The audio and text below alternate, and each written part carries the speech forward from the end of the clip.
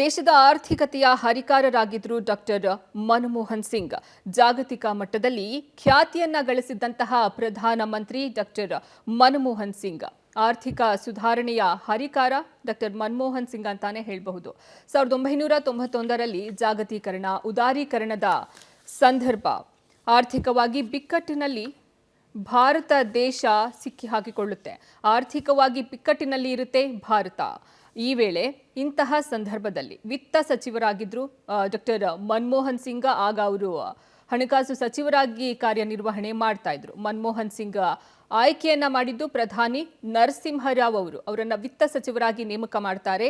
ಅಂದಿನ ಪ್ರಧಾನಿ ನರಸಿಂಹರಾವ್ ಮನಮೋಹನ್ ಸಿಂಗ್ ಅವರನ್ನ ವಿತ್ತ ಸಚಿವರಾಗಿ ನೇಮಿಸ್ತಾರೆ. ತೀವ್ರ ವಿರೋಧದ ನಡುವೆ ಭಾರತದಲ್ಲಿ ಉದಾರೀಕರಣದ ನೀತಿಯನ್ನ ಜಾರಿಗೊಳಿಸಲಾಗುತ್ತೆ. ಅಂತಹ ಅಂದರೆ ತೀವ್ರ ವಿರೋಧ ವ್ಯಕ್ತವಾಗ್ತಾ ಇರುತ್ತೆ.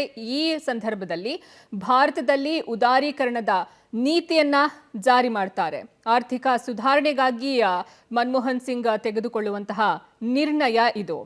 ಸುಧಾರಣಾವಾದಿ ನೀತಿಗಳ ಮೂಲಕ ದೇಶದ ಆರ್ಥಿಕತೆ ಚೇತರಿಕೆ ಕಾಣುತ್ತೆ.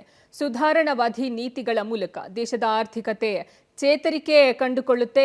ಇದರ ಗರಿಮೆ ಸಹ ಡಾಕ್ಟರ್ ಮನಮೋಹನ್ ಸಿಂಗ್ ಅವರಿಗೆ ಸಲ್ಲುತ್ತೆ. ಜಾಗತಿಕ ಮಟ್ಟದಲ್ಲಿ ಖ್ಯಾತಿಯನ್ನ ಪಡ್ಕೊಂಡಿದ್ರು ಡಾಕ್ಟರ್ ಮನಮೋಹನ್ ಸಿಂಗ್.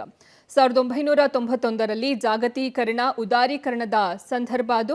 ಆರ್ಥಿಕವಾಗಿ ಭಾರತ ದೇಶ ಬಿಕ್ಕಟ್ಟಿನಲ್ಲಿ ಸಿಕ್ಕಾಕೊಂಡಿರುತ್ತೆ.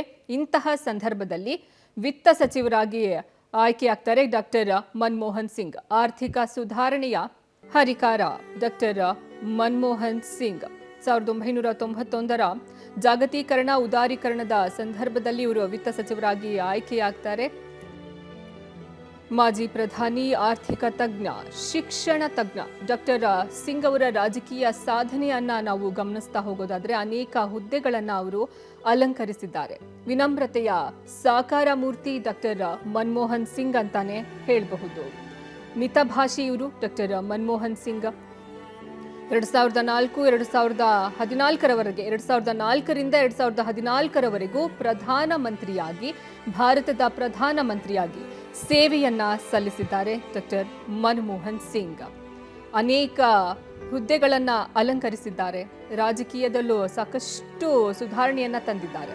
ನೆಹರು, ಇಂದಿರಾ ಗಾಂಧಿ, ಮೋದಿ ಬಳಿಕ ದೀರ್ಘಕಾಲ ಪ್ರಧಾನಿಯಾಗಿ ಸೇವೆ ಸಲ್ಲಿಸಿದ ಖ್ಯಾತಿಯನ್ನ ಪಡೆದಿದ್ದಾರೆ ಡಾಕ್ಟರ್ ಮನಮೋಹನ್ ಸಿಂಗ್.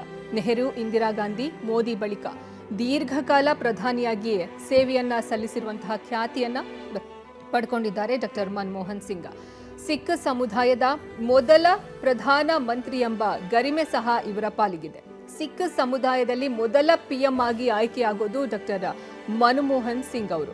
ಆ ಗರಿಮೆ ಸಹ ಇವರಿಗೆ ಇದೆ. ನೆಹರು ಬಳಿಕ 5 ವರ್ಷ ಮೊದಲ ಪ್ರಧಾನಿ, ನೆಹರು ಅವರ ಬಳಿಕ 5 ವರ್ಷ ಪ್ರಧಾನಿಯಾಗಿ ತಮ್ಮ ಟರ್ಮ್ ಅನ್ನ ಕಂಪ್ಲೀಟ್ ಮಾಡಿದ್ದು ಇವರೇ, ಡಾಕ್ಟರ್ ಮನಮೋಹನ್ ಸಿಂಗ್ ಅವರು.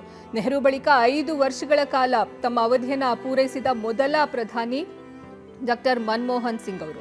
2024 ಏಪ್ರಿಲ್ನಲ್ಲಿ ಸುದೀರ್ಘ 33 ವರ್ಷಗಳ ಸಂಸದೀಯ ಜೀವನದಿಂದ ನಿವೃತ್ತಿಯನ್ನ ಹೊಂದ್ತಾರೆ.